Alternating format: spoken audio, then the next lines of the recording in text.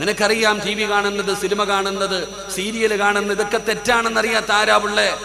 എത്രയോ കാലം കൊണ്ട് ഉസ്താദന്മാര് വഅ്ള് പറയുമ്പോ പറയാറുണ്ട്, സീരിയൽ കാണരുത്, സീരിയൽ കാണരുത്, അതൊരു ലഹരിയാണ്, അത് മനുഷ്യൻ അത് അഡിക്റ്റാക്കി കളയും. ഓരോ ദിവസവും സീരിയൽ നിർത്തുമ്പോൾ നാളെ കാണാൻ കഴിയുന്ന രീതിയിൽ, അവർക്കൊരാഗ്രഹമുണ്ടാക്കുന്ന രീതിയിൽ അത് നിർത്തുന്നത്. നമ്മുടെ വീടുകളിൽ ഇബാദത്ത് ഉണ്ടായിരുന്നു, ഇന്ന് മഗ്രിബ് നമസ്കാരം കഴിഞ്ഞാൽ പെണ്ണുങ്ങൾ അതിന്റെ മുമ്പിൽ പോയിരിക്കുന്നു. എത്രയോ കാലം കൊണ്ട് വഅ്ള് പറയുന്ന ഉസ്താദന്മാര് പറയുന്നു, ഇത് കാണരുത്, ഇത് മനുഷ്യന് നല്ലതല്ല. ഇപ്പൊ പറയുന്നു പടച്ചവനെ അത് നല്ലതല്ല എന്ന്. ഇപ്പൊ പറയുന്നു 2 സീരിയലിൽ കൂടുതൽ കാണാൻ പാടില്ല.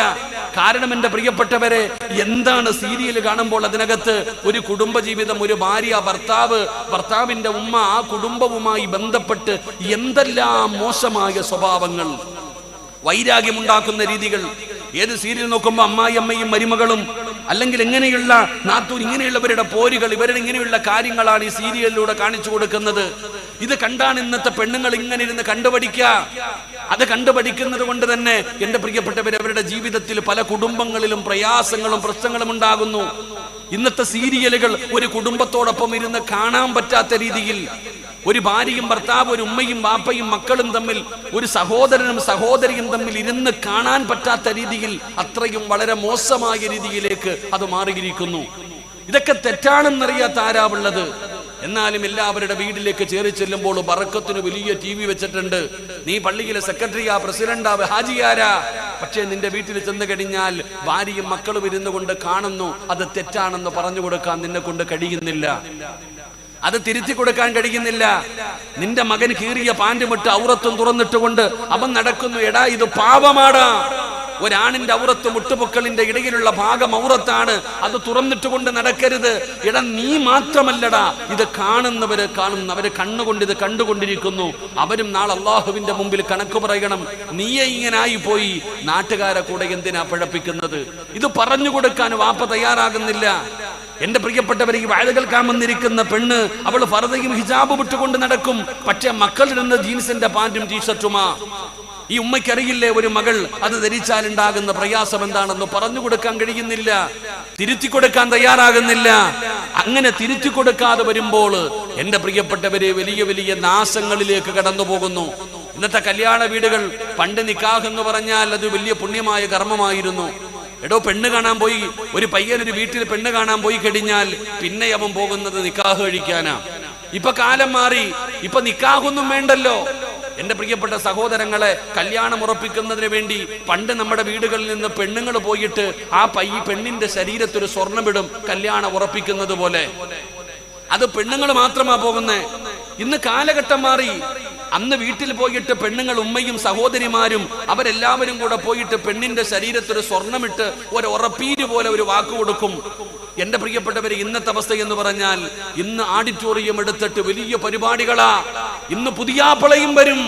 പണ്ട് നിക്കാഹ് കഴിക്കാൻ പോയിരുന്ന പുതിയാപ്പള ഇന്ന് സ്വർണ്ണമിടാൻ പെണ്ണുങ്ങൾ പോകുമ്പോ കൂടെ പോകും. എന്നിട്ട് എന്റെ പ്രിയപ്പെട്ട സഹോദരങ്ങളെ, പന്തലും സ്റ്റേജും ഒക്കെ ഉണ്ട്. ഉടനെ പെണ്ണിന്റെ വാപ്പ വിളിക്കുന്നു, വാമോനെ വാ എന്ന് പറഞ്ഞിട്ട് വിളിച്ചു കെറ്റിയിട്ട് 18ഉം 20ഉം കൊല്ലം പൊന്നുപോലെ വളർത്തിയ പൊന്നുമോളെ അടുത്ത് നിർത്തിയിട്ട് കേറി നിന്ന് ഫോട്ടോ എടുക്കടാ എന്ന് പറഞ്ഞ് ചാരത്ത് നിർത്തുന്ന വാപ്പ. അത് തിരുത്തി കൊടുക്കാൻ ഒരാളും തയ്യാറാകുന്നില്ല. നിക്കാഹ് കഴിക്കാതെ തൊടാൻ പാടില്ലല്ലോ, ഹറാമല്ലേ?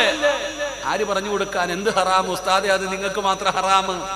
അത് നിങ്ങൾക്ക് നാട്ടുകാരെ കാണിക്കാൻ ഒരു നിക്കാഹ് നടത്തി രജിസ്റ്റർ ചെയ്തു, കഴിഞ്ഞു, അത്രേ ഉള്ളൂ.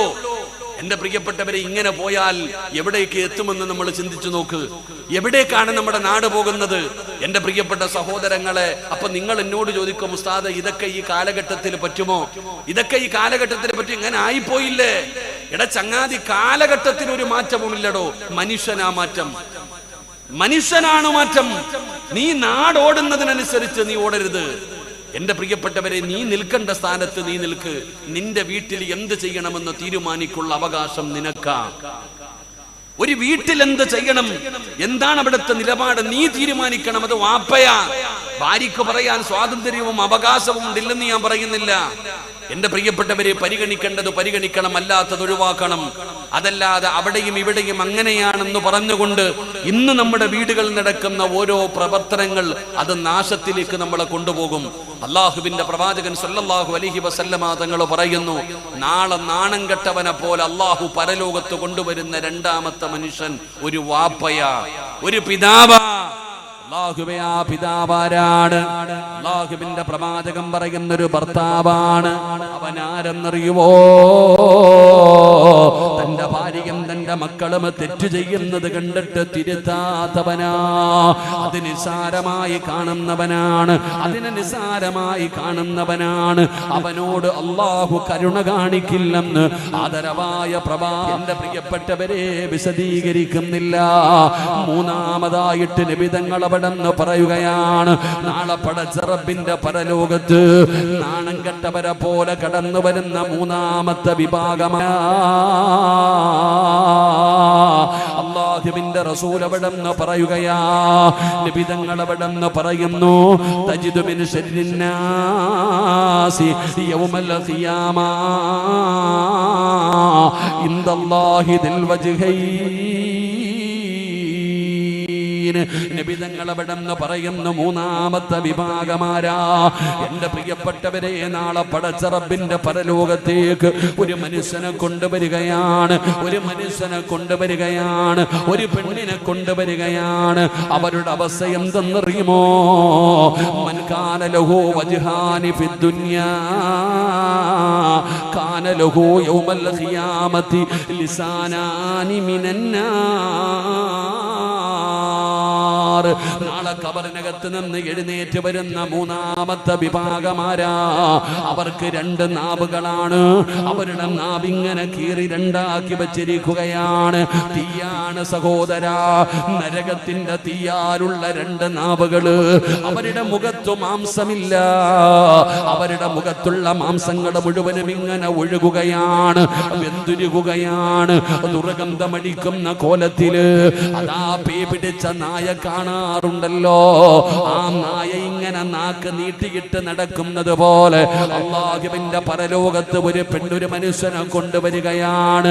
അവന് രണ്ട് നാവാണുള്ളത്, രണ്ട് തീയാലുള്ള നാവുകൾ. അങ്ങനെ പുഴുത്തു നാറിയവരെ പോലെ കൊണ്ടുവരുന്ന മൂന്നാമത്തെ വിഭാഗമാരാ? അല്ലാഹുവിന്റെ റസൂൽ പറയുകയാ, ദിൽ വജ്ഹൈൻ, രണ്ട് മുഖമുള്ളവരാ, രണ്ട് മുഖമുള്ളവരാ. പടച്ചവനെ, ആരാ രണ്ട് മുഖമുള്ളവരാരാ? അല്ലാഹുവിന്റെ പ്രവാചകൻ സല്ലല്ലാഹു അലൈഹി വസല്ലമ തങ്ങൾ പറയുകയാണ്, രണ്ട് മുഖമുള്ളവരെന്ന് പറഞ്ഞാൽ ആരെന്നറിയോ? അല്ലാഹുവിന്റെ റസൂൽ പറയുന്നു, അല്ലാഹുവിന്റെ റസൂൽ അവിടെന്ന് പറയുകയാ, അല്ലാഹുവേ, ജനങ്ങളിൽ ഏറ്റവും വൃത്തികെട്ടവനായ മനുഷ്യന് അല്ലാഹ് തജിദു മിൻ ശർരിന്നാസി യൗമൽ ഖിയാമ, ഖിയാമത്ത് നാളിലെ ജനങ്ങളിൽ ഏറ്റവും ശർറായവനവനാ. അവനാരെന്നറിയോ? പടച്ചവനെ, ജനങ്ങളുടെ കൂടെ കൂടുമ്പോ, ഉസ്താദിന്റെ കൂടെ കൂടുമ്പോ പറയും, ഉസ്താദേ, നിങ്ങൾ വന്നിട്ട് ഒരുപാട് വർഷമായി, നിങ്ങൾ നല്ല മനുഷ്യനാണ്, നിങ്ങൾ വന്നതിന് ശേഷമാണ് ഈ മഹല്ലിങ്ങനെയായത്. ഉസ്താദിനെ കാണുമ്പോ ഉസ്താദിന്റെ കൂടെ കൂടുമടോ? പടച്ചവനെ, അതാ ഉസ്താദിന്റെ അടുക്കൽ നിന്ന് തിരിച്ചു നടക്കുമ്പോ കമ്മിറ്റിക്കാരെ കാണുകയാണ്. പടച്ചവൻ അവരോട് പറയുന്ന, നിങ്ങൾ നല്ലവനാണ്, ഈ ഖതീബാണ് ഇവിടത്തെ പ്രശ്നങ്ങൾ മുഴുവനും ഉണ്ടാക്കുന്നത്. അല്ലാഹുവേ, അവനവന്റെ കൂടെ കൂടുകയാണ്. ഇവന്റെ കൂടെ കൂടുമ്പോ അവന്റെ കൂടെ, മറ്റവന്റെ കൂടെ കൂടുമ്പോ അവന്റെ കൂടെ, രണ്ടുപേരുടെയും കൂടെ നിന്നിട്ട് ഞാൻ നിങ്ങളുടെ കൂടെയാണ് എന്ന് പറഞ്ഞിട്ട് തമ്മിലടിപ്പിക്കുന്നവരുണ്ടല്ലോ, യേശനി പറയുന്നവരുണ്ടല്ലോ, പരദൂഷണം പറയുന്നവരുണ്ടല്ലോ, പരസ്പരം തമ്മിലടിപ്പിക്കുന്നവരുണ്ടല്ലോ. സ്നേഹത്തോടെ ജീവിക്കുന്ന ഭാര്യയും ഭർത്താവിനെയും പരസ്പരം തമ്മിലടിപ്പിക്കുകയാ, കൂടപ്പിറപ്പുകളെ തമ്മിലടിപ്പിക്കുകയാ, കൂട്ടുകാരെ തമ്മിലടിപ്പിക്കുകയാ, കുടുംബങ്ങളെ തകർക്കുകയാ, മഹല്ലുകളെ തകർക്കുകയാ. പടച്ചവനെ എല്ലാവരുടെ കൂടെ കൂടുമടോ. ഒരു വാർത്ത കിട്ടിക്കഴിഞ്ഞ നാട് മുഴുവനും പറന്നുകൊണ്ട് നടക്കുകയാണ്. യേശുവേ പറയുകയാ, പരദൂഷണം പറയുകയാ. വേണ്ട സഹോദരാ, ആ രണ്ട് മുഖം വേണ്ട സഹോദരാ. അല്ലാഹുവിന്റെ പ്രവാചകൻ അവിടെന്ന് പറയുകയാ, നാളെ പരലോകത്ത് കടന്നു വരുമ്പോ രണ്ട് നാവുകളാണ്, നരകത്താലുള്ള രണ്ട് നാവുകൾ. പൊഴുത്തു നാറിയവനെ പോലെ അവനെ കാണുമ്പോ ജനങ്ങൾ ഓടുകയാ. ദുർഗന്ധമടിക്കുന്ന രീതിയിൽ അല്ലാഹു അവനെ പരലോകത്ത് കൊണ്ടുവരുമെന്ന് നബി മുഹമ്മദ് മുസ്തഫ സല്ലല്ലാഹു അലൈഹി വസല്ലം. സിറാജ് ഉസ്താദിനെ കാണുമ്പോൾ പറയും, ഉസ്താദെ അൽഹംദുലില്ലാ നിങ്ങൾ നല്ല വഅ്ള് പറയുന്ന ആളാ, നിങ്ങൾ വല്ല വഅ്ള് പറയുന്ന ആളാ. പടച്ചോനെ നിങ്ങളുടെ വഅ്ള് ഞാൻ എപ്പോഴും കേൾക്കാം, നല്ല ഇഷ്ടമാ ഉസ്താദെ. അങ്ങോട്ട് മാറുമ്പോൾ പറയും, ഓനൊക്കെ വെറുതെടാ ചുമ്മാതെ, ഓനൊക്കെ ചുമ്മാതെ വന്നിട്ട് ലക്ഷങ്ങൾ പറഞ്ഞ് പിരിച്ചിട്ട് പോതന്നെ കമ്മീഷനും വാങ്ങിച്ചിട്ടാ പോണേ. അങ്ങോട്ട് തിരിയുമ്പോൾ പറയും. പള്ളിയിലെ ഹത്തീബിനെ കാണുമ്പോൾ പറയും, ഹത്തീബിനെ കാണുമ്പോൾ പറയും, ഉസ്താദ് നിങ്ങൾ വന്നിട്ടാ ഈ മഹൽ ഇങ്ങനായ, നിങ്ങളെപ്പോലെ ഒരു ഇമാമ കയ്യൊന്ന് തന്നെ മുത്തട്ടെ, കെട്ടിപ്പിടിച്ച് മുത്തും. അങ്ങോട്ട് മാറിയിട്ട് പറയും, പ്രസിഡന്റിനെ കാണുമ്പോൾ ഇങ്ങനെ പറഞ്ഞു വിടാറായില്ലേ, കൊല്ലം കുറെ ആയില്ലേ. എന്റെ പ്രിയപ്പെട്ട സഹോദരങ്ങളെ എങ്ങനെ തമ്മിലടിപ്പിക്കാൻ പറ്റും? കാണുമ്പോൾ പറയാം, അളിയ ഞാൻ നിന്റെ കൂടെ. അങ്ങോട്ട് തിരിയുമ്പോൾ പറയും, മാറി. രണ്ട് മുഖമുള്ളവർ, രണ്ട് മുഖമുള്ളവർ.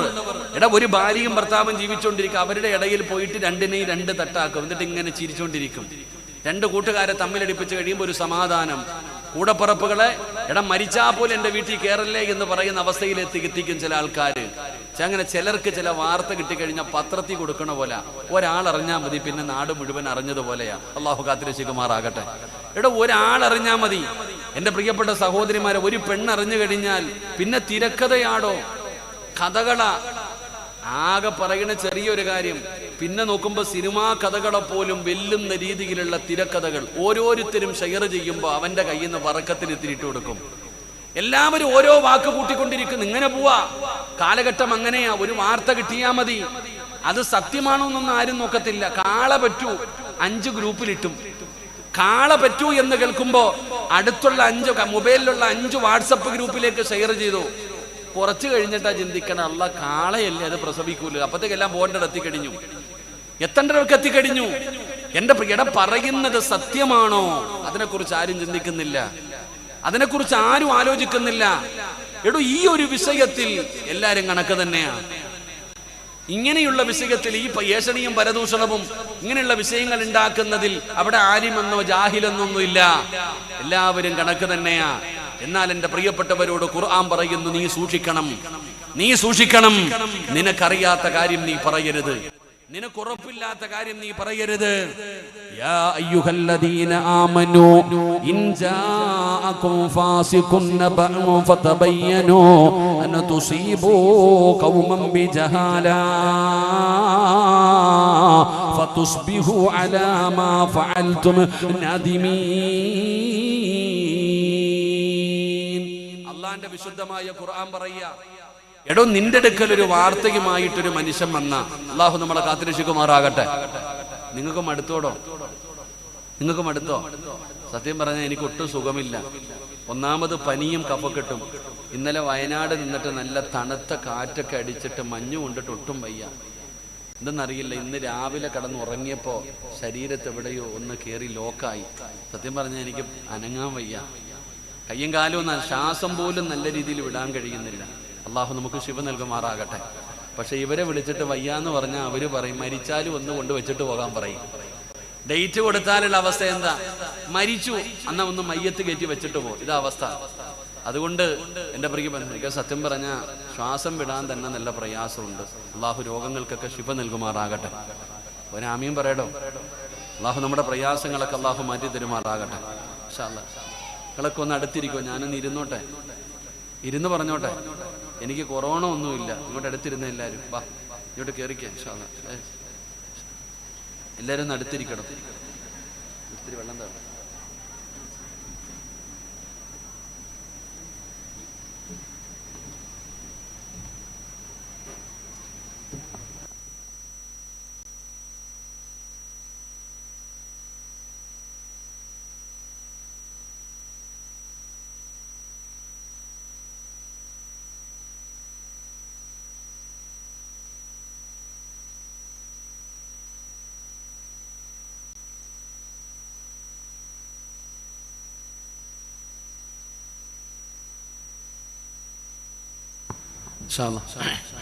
ഒന്ന് കയറിയിരിക്കുക ആക്കാമാരെ.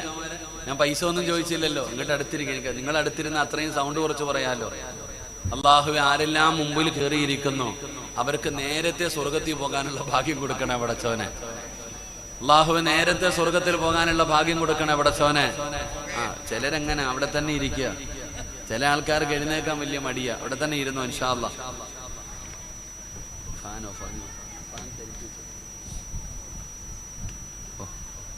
ഫാൻ നിങ്ങൾക്ക് വെച്ചോ, എനിക്ക് വേണ്ട.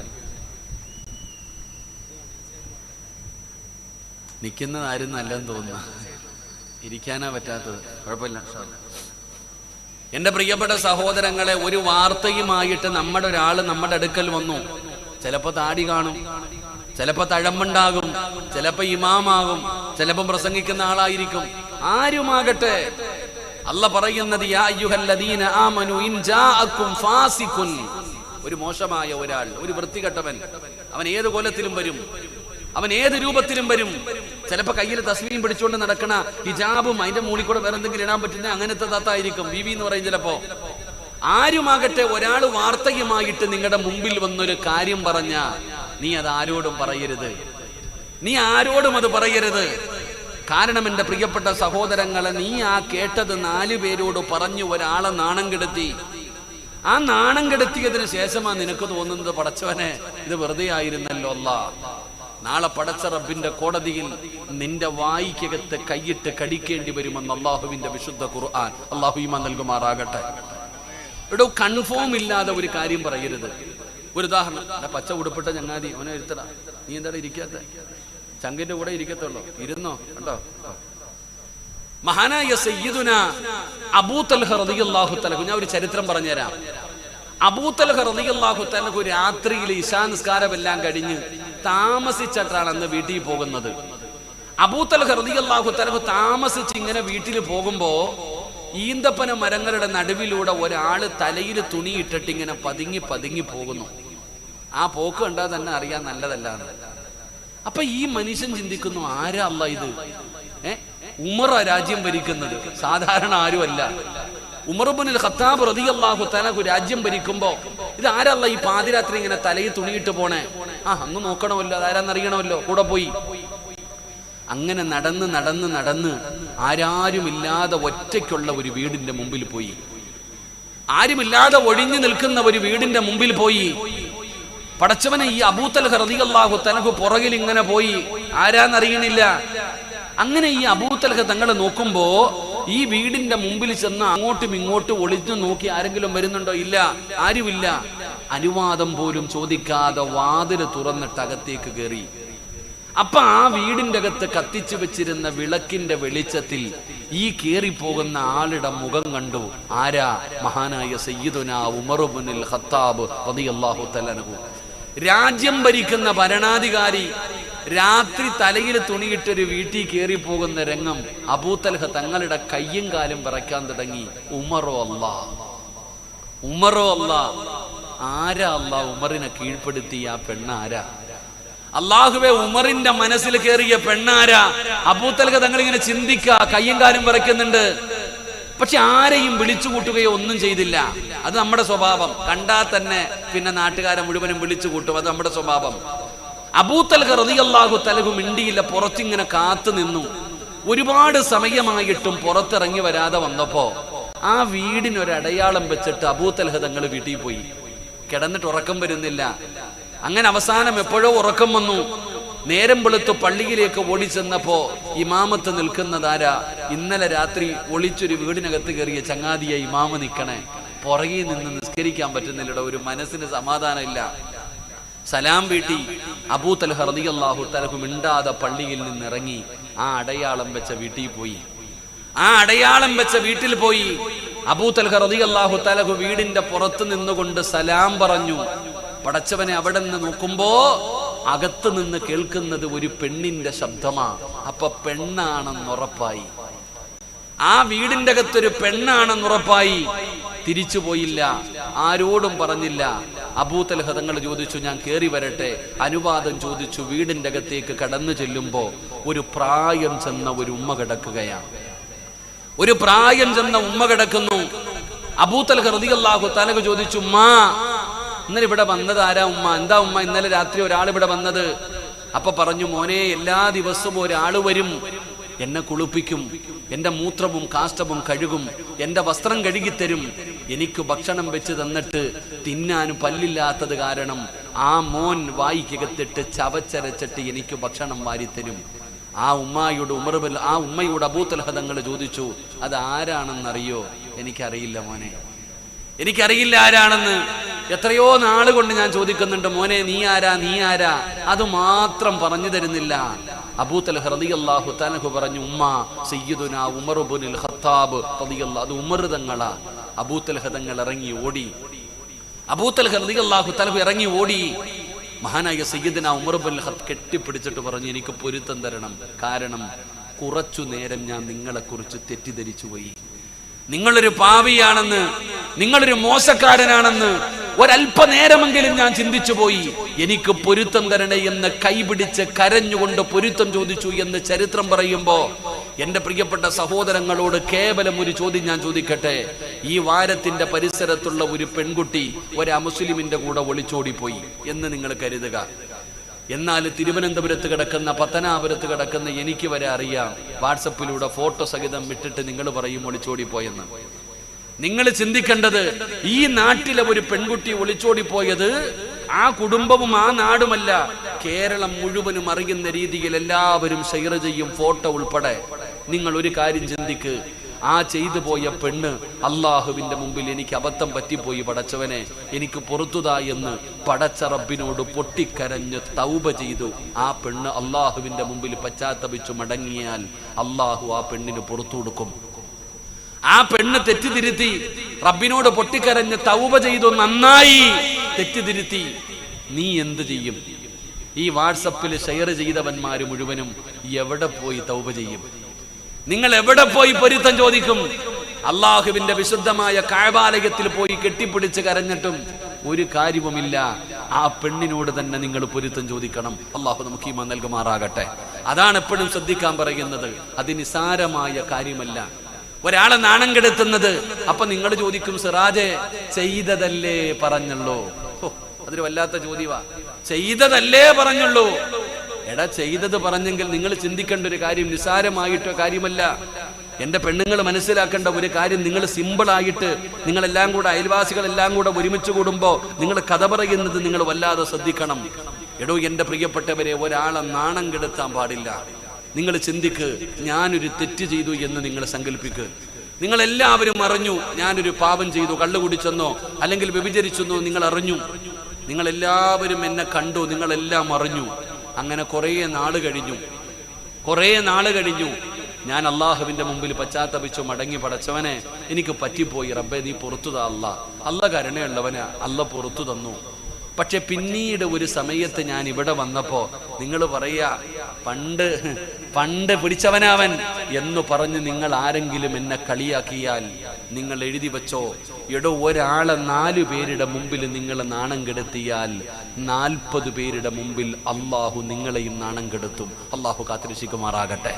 എടോ 4 പേരുടെ മുമ്പിൽ ഒരാണാകട്ടെ, പെണ്ണാകട്ടെ, കുടിയനാകട്ടെ, വ്യഭിചാരിയാകട്ടെ, കൊലപാതകയാകട്ടെ, അവൻ എത്ര വലിയ പാപം ചെയ്തവനാണെങ്കിലും നിങ്ങൾ 4 പേരുടെ മുമ്പിൽ അവൻ തൗബ ചെയ്ത് നന്നായി 4 പേരുടെ മുമ്പിൽ നീ അവനെ നാണം കെടുത്തിയ അവൻ അല്ല പുറത്തു കൊടുക്കും.